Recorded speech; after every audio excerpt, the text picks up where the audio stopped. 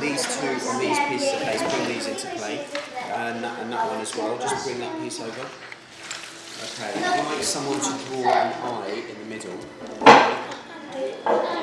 The reason you're drawing an eye is because films are about imagination, which is a way of imagining of where you dream, the way you create. When you think about doing a drawing, you're using your imagination in your brain and your mind. And that's where movies come from. They come from imagination. So I'd like you from the eye to maybe think about what would you like to be in the future in your life. It's very interesting how Charlie Chaplin, with his severe, harsh childhood life, he kept this humor, he kept this stability.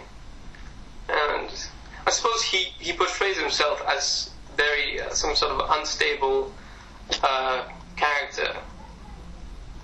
But his comedy is very solid.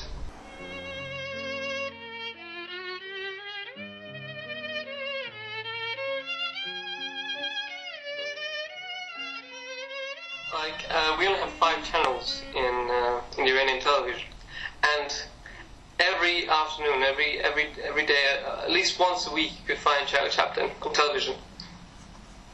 It's crazy. So you grew up watching him? Yeah, I did, in Iran. And then I came here and watched all these films. The Kid, and my favorite one, of course, The Great Dictator. That was such a great film.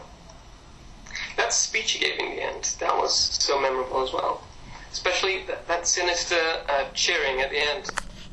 Do you remember, when he finished his speech, the Nazis, they cheered him just as they cheered Hitler. What he said didn't really matter. What influence do you think Charlie Chaplin's films had on you as a young filmmaker? It just made me a happier person, really. Didn't make me as gloomy as I could have been.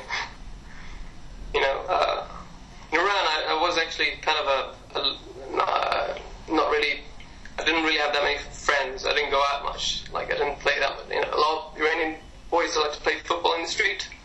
I just came home, watched Charlie Chaplin, Lion King, just all these cartoons and television instead. So.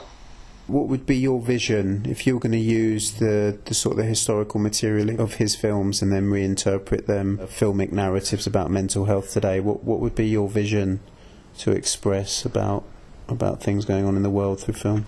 Yeah, it would be really interesting to use his method, which is very universal, because he can talk to a lot of different audiences.